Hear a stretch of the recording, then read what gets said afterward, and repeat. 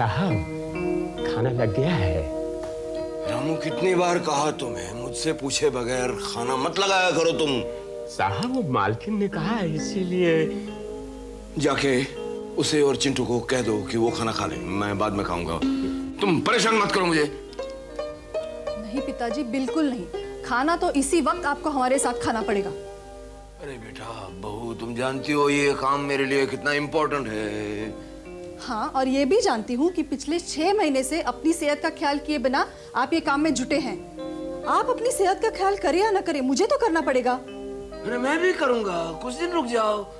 जैसे ही ये मेरा फॉर्मूला खत्म हो जाएगा, मैं दिन में 4 बार खाऊंगा और चारों हाथ तक खाऊंगा। वो सब बात की बात है। अभी आप नहीं आए तो मैं भी खाना नहीं खाऊंगी। रामू चाचा जी, दादाजी और मम्मी कब आएंगे? बस आते ही होंगे बेटे। मेरी छोटे सरकार, यहाँ बैठ जाओ, अच्छा खाना खाओ। हा? ये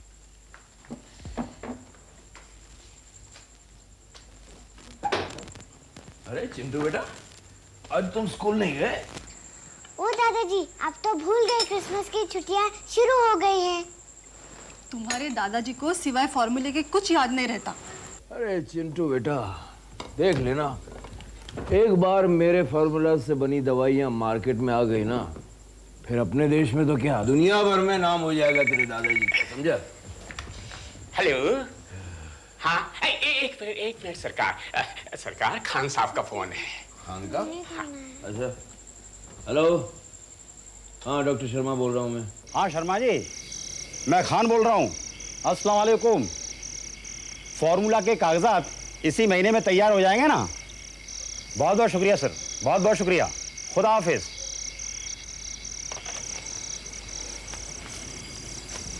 good evening sir. Hello, good evening Mister John. आपने मुझे बुलाया? हाँ हाँ, बैठो ना।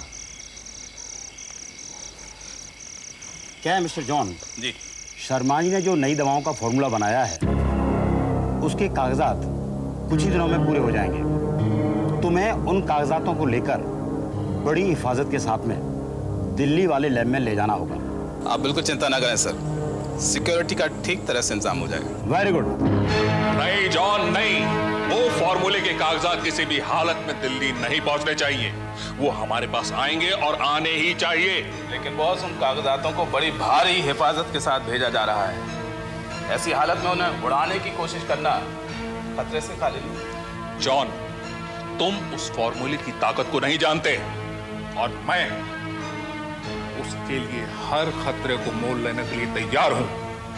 ठीक है, लेकिन फिर भी सिक्योरिटी की ताकत को हमें नजरअंदाज नहीं करना चाहिए। तो ठीक कहते हो, हमें कोई और ही रास्ता इख्तियार करना होगा।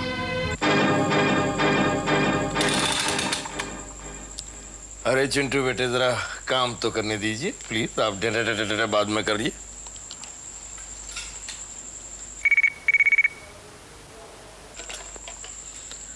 Hello, yes this is doctor Sharma speaking. Doctor Sharma, आप मुझे जानते नहीं हैं, लेकिन इतना जान लीजिए कि इस वक्त जो आवाज आप सुन रहे हैं वो एक बहुत ही खतरनाक इंसान की आवाज है।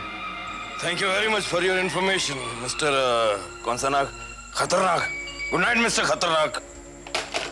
चलो चिंटू बेटे, बहुत रात हो चुकी है, कपड़े बदल लो और सो जाओ। दादाजी को गुड नाइट तो बोलो। दादाजी। Good night चिंटिया।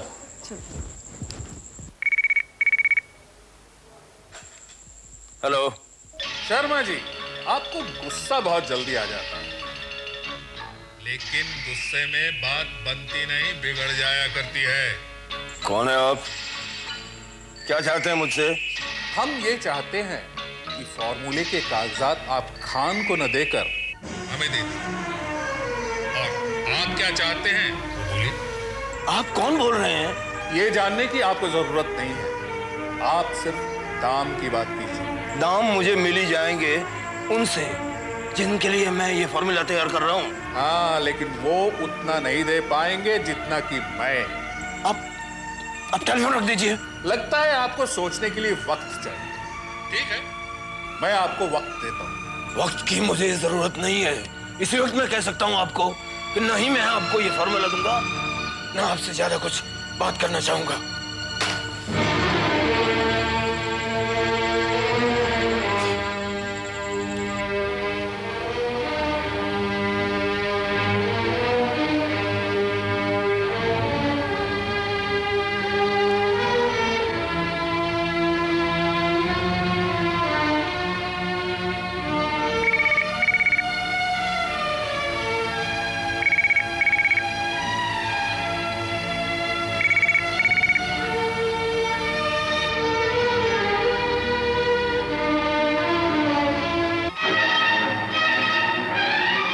जॉन, लगता है इस आदमी को खरीदना इतना आसान नहीं है।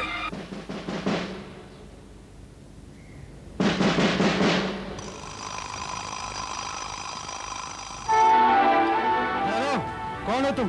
क्या? अंदर क्यों जाना चाहते हो?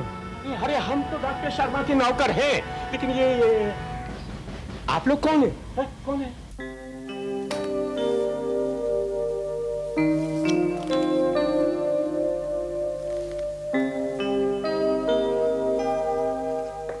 थैंक यू बेटा। पिताजी, जो इतने सारे लोग जो बाहर खड़े हैं वो कौन है? बेटा वो सब प्राइवेट कमांडोज हैं। बहू, अब कुछ ही दिन की बात है, जैसे ही मैं अपना फॉर्मूला खान साहब को सबमिट कर दूं, ये लोग चले जाएंगे यहाँ से। चिंचिया बिट्टू।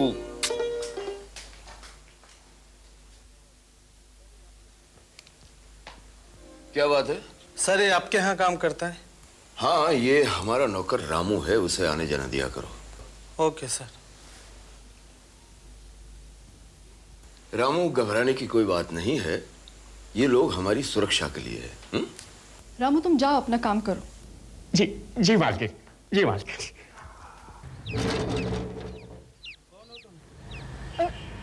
जी, मैं रामू की बीबी हूँ, वो इसी बंगले में नौकर है। क्यों मिलना चाहते हो? गांव से चिट्ठी आई है, मेरी सास बीमार है, उन्हें ये चिट्ठी देनी है।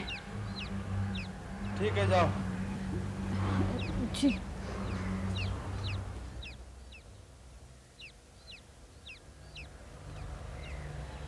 आज सुबह से जितने लोग अंदर आए हैं और बाहर गए, उनकी जांच ठीक से तो की है ना? जी हाँ।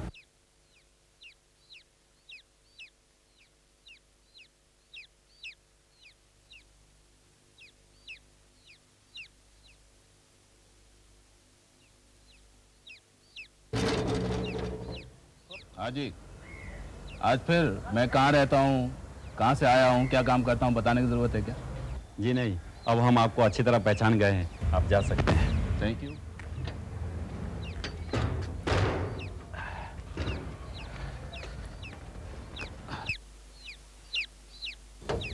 एक मिनट, इस ट्रंक में क्या है? खाली है या फिर कुछ इसमें है? कुछ नहीं, खाली देखो।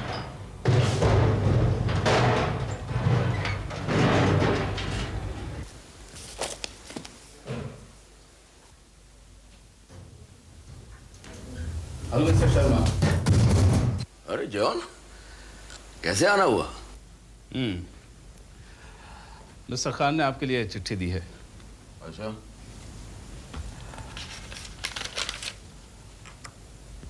और हाँ, वो नए फॉर्मूले की स्टडी के लिए जो किताबें मैंने आपको दी थी, अगर काम पूरा हो गया हो तो किताबें ले जाओ, ट्रंक लेकर आया हूँ। अच्छा, हाँ, उन किताबों की अब तो मुझे कोई ज़रूरत रही नहीं। बगल के कमरे में है, ले लो। ओके।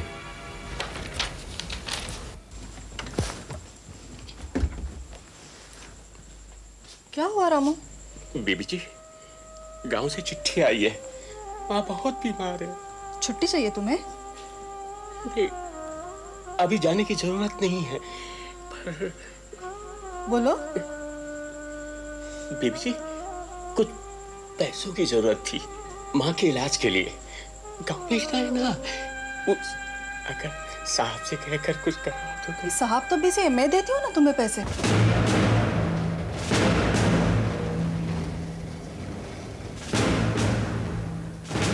अभी है, अभी है। Okay sir, okay I take leave, bye bye.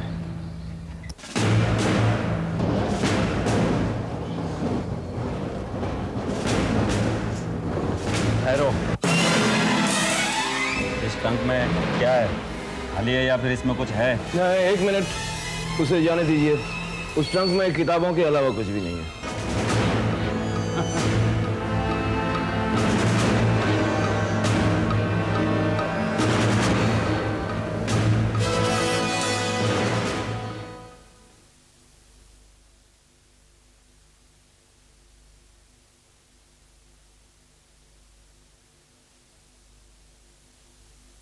Excuse me sir, आप बुरा ना माने तो मैं आपसे एक बात कहना चाहता हूँ। यस। सर, आपकी हिफाजत के लिए हमें यहाँ तैनात किया गया है। इस बंगले की हर चीज और हर आने जाने वाले के ऊपर नजर रखनी पड़ती है, चाहे फिर वो कोई भी हो। मैं समझ गया तुम्हारी बात। आइंदा तुम्हारे काम में कोई दखल अंदाजी नहीं होगी। Okay, thank you sir.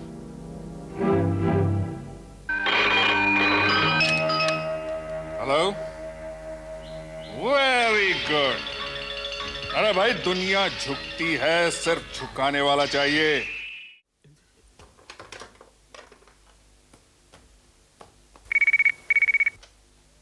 Hello, ये एक साहिब, आपका फोन। अरे यार तुम ऐसा लाओ। हेलो डॉक्टर शर्मा, इस वक्त आप जिस आदमी की आवाज सुन रहे हैं वो एक बहुत ही खतरनाक इंसान है। तुम दोबारा टेलीफोन करने की जरूरत कैसे हुई तुम्हारी?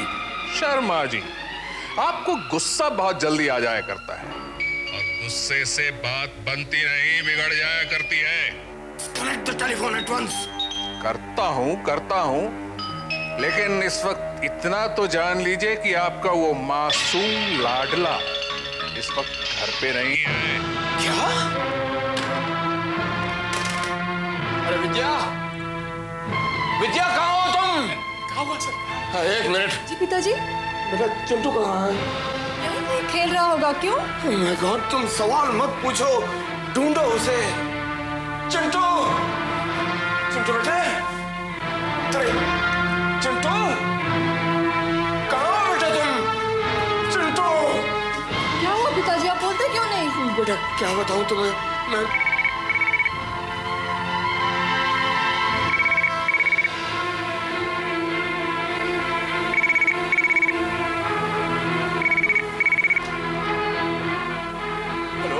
शर्मा जी, इतनी तलाश के बाद अब तो आपको पता चल गया होगा ना कि आपका वो लाडला घर पे नहीं है।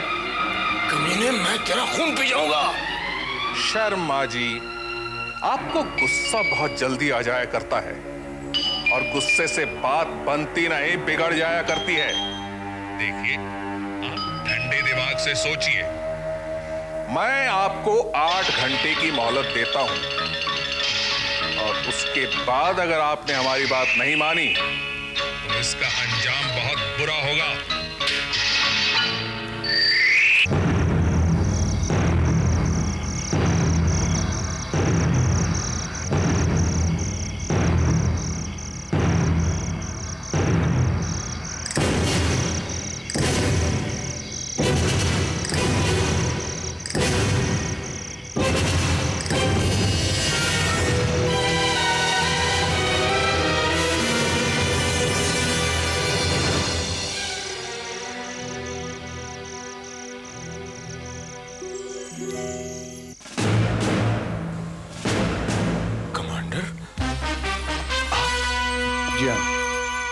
जब फोन पर मुझे घटना बताई गई तो मैं जानबूझकर इस ड्रेस में यहाँ आया, क्योंकि गुंडों ने, मेरा मतलब है किडनैपर्स ने, अगर इस बंगले पर नजर रखी हो तो उन्हें पता न चल जाए कि कमांडर इस केस की जांच कर रहा है।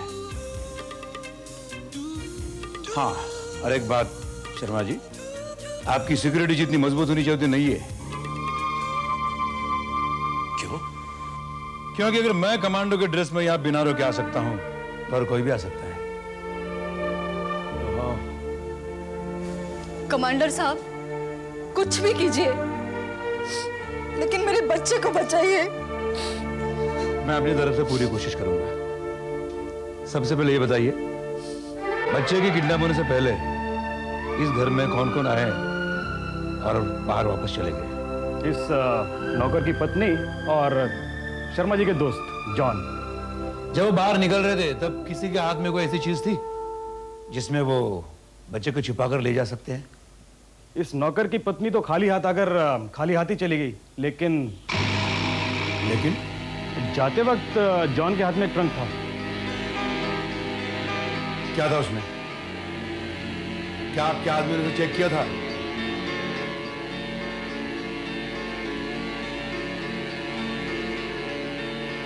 मैं पूछता हूं, आपके आदमी ने उस ट्रंक को चेक किया था?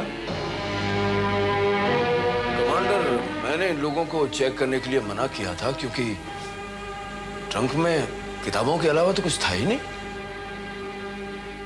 उसमें क्या था ये आपने अपनी आंखों से देखा था? नहीं, देखा तो नहीं था, लेकिन जॉन वो ट्रंक इसीलिए लाया था कि उसे हमारे यहाँ से ढेर सारी किताबें चाहिए थी। किताबें भरते वक्त आप वहां मौजूद थे? माय गॉड, मौजूद तो नहीं था। मैं खुद बिजी था, इसलिए मैंने कह दिया कि दूसरे कमरे से किताबें ले ले वो।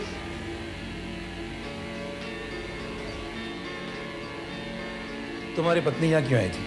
साहब, गांव से चिट्ठी आई थी कि माँ की तबीयत बहुत खराब है, पैसों की जरूरत है। क्या मैं वो चिट्ठी देख सकता हूँ? बिल्कुल साहब, ये देखिए।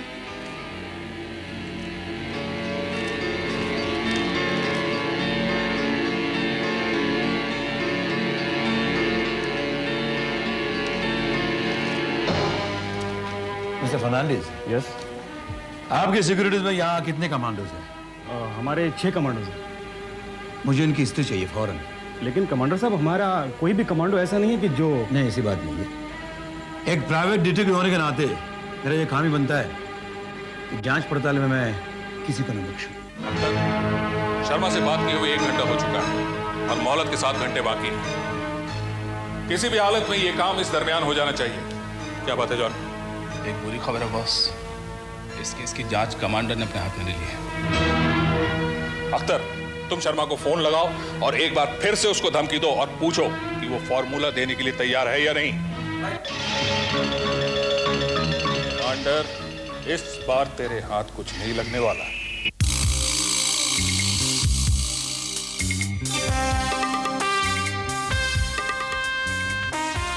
सर, आपके कहने के अनुसार पहरे पर के सारे कमांडो की हिस्ट्री के बारे में अपने आदमियों ने जांच करनी शुरू कर दी है। गुड। क्या बात है सर? टोनी, इस चिट्ठी को पढ़ो। रामू भैया, मजबूरन यह खत लिख रहा हूं कि अम्मी की तबीयत कुछ ज्यादा ही नासाज हो गई है। अगर ऑपरेशन फौरन न हुआ तो मर्ज बढ़ जाएगा और अम्मी की जान को खतरा हो सकता है। इसलिए फौरन कुछ रुपयों का इंतजाम करके भेज दे। बाकी सब खैरियत है। भाभी को हमारा सलाम। आपका भाई हरिप्रसाद। टोनी, रामू का भाई हरिप्रसाद यूपी का रहने वाला है। जाहिर है घर में हिंदी बोली जाती होगी। मैं कुछ समझा नहीं सर। इस खत में जगह जगह पर उर्दू का इस्तेमाल किया गया है, जैसे कि अम्मी की तबीयत नासाज हो जा रही है। अगर हरिप्रसाद ही लेटर लिखता तो अम्मी की जगह मां होना चाहिए और नासाज की जगह तबीयत खराब होती जा रही है ये शब्द आने चाहिए। सर, आगे लिखा है मर्द जान ले सकता है, मर्द की जगह बीमार शब्द होना चाहिए। Right sir. और अंत में लिखा है यहां सब खैरियत से है, भाभी को सलाम। खैरियत की जगह यहां सब कुछ ठीक और भाभी की सलाम की जगह नमस्कार कायदे से होना चाहिए था। हिंदी बोलने वाले एक ही घर के दो भाई में एक ही लिखने में इतने उर्दू शब्द का इस्तेमाल क्यों? जी आप? जी हाँ, आपसे कुछ सवालों का जवाब चाहिए था। आप रो क्यों रही है? रो? कहाँ है आंसू? वो क्या, मैं प्याज काट रही थी ना, इसलिए। काटा हुआ प्याज दिखा सकती है आप? वो मैंने। सवाल नंबर 2, जी। आपकी सास बीमार है, इसलिए अपने मिसेस शर्मा जी से पैसे लिए थे गांव भेजने के लिए। उन पैसों का क्या किया आपने?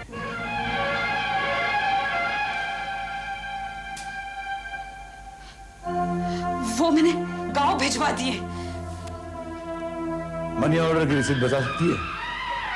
जी हाँ, यही कहीं मैंने रखी थी। आपने मनी ऑर्डर किया था या नहीं, ये तो मैं पोस्ट ऑफिस से भी पता कर सकता हूँ। वो रसीद कहाँ है? बताइए। ये मेरे साथ पोस्ट ऑफिस चलिए। बताइए, मेरे आने से पहले आप रो क्यों रही थी? और बताइए, वो झूठा खत किसने लिखा था और क्या कारण है वो खत लेकर आप डॉक्टर शर्मा के घर गई थी?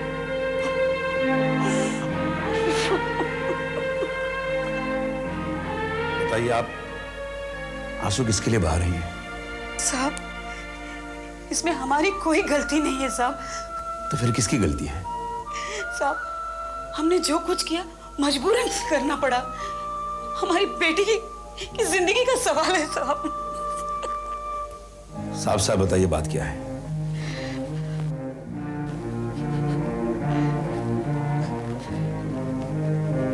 आज सुबह जब पोस्टमैन लेटर लेके आया। हाँ, सारी चाचा की चिट्ठी है। नानी बहुत बीमार है। क्या?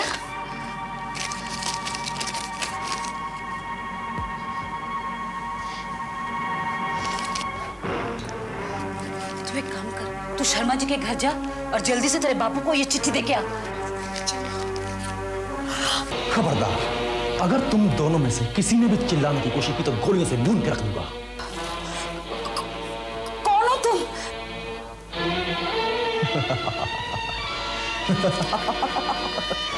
ये खत जो तुम्हारी बेटी के हाथ में है, ये मैंने लिखा है। क्या? पर बस बस बस बस बस, ज्यादा सवाल सुनने की मेरी आदत नहीं है। फिलहाल तुम दोनों मेरे साथ चलोगे, ये पूछे बिना कि कहां। अब हमारा काम हो जाएगा। और अब देखता हूं वो हरामी कैसे नहीं मानता। अख्तर, तेरा लिखा हुआ ये खत अपना काम कर देगा। और तू सुन ले भैया, जैसा मैंने कहा वैसा ही करना। क्या कह रही हो तुम? इसमें बेहोशी की दवा है। डॉक्टर साहब के पोते को दवा देके बेहोश कर देना है और उसे इसी बंगले में इस तरह छुपाना है कि कोई उसे ढूंढ ना सके। लेकिन शशि की माँ, हम ऐसा नहीं कर सकते। ऐसा नहीं कर सकते। ना मत कीजिए, हमारी बेटी की जिंदगी का सवाल है। शशि के बापू, ना मत कीजिए, ना मत कीजिए। ये सब आखिर वो क्या चाहते हैं? क्या चाहते हैं? वो तो मैं भी नहीं जानती। उन्होंने ये झूठी चिट्ठी लिख के मेरे हाथ में दे दी ताकि मैं आपको यहाँ तक पहुँचाने आऊँ और मुझ पे कोई शक न करे। इसका मतलब यह है कि बच्चा उसी बंगले में है? जी हाँ, लेकिन साहब, हमारी बेटी अभी तक उन गुंडों के कब्जे में है। आप घबराइए मत, आपकी बेटी को कुछ नहीं होगा।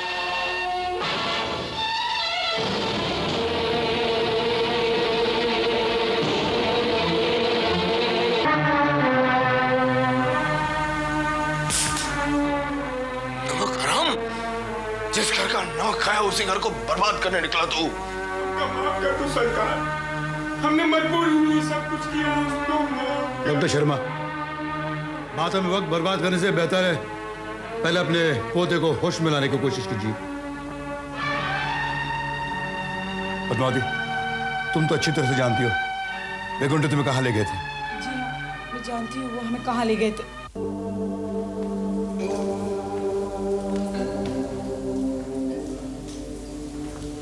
बॉस, पहला फोन किए हुए में 6 घंटे हो गए और अब सिर्फ 2 घंटे का समय बाकी है। अगर क्लोरोफॉर्म का असर खत्म हो गया और बच्चा होश में आ गया तो?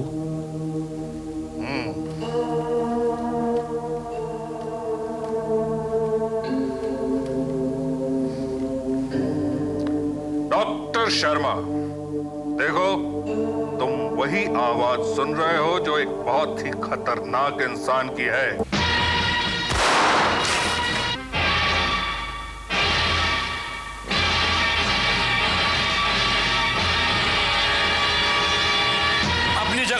कोशिश न करना।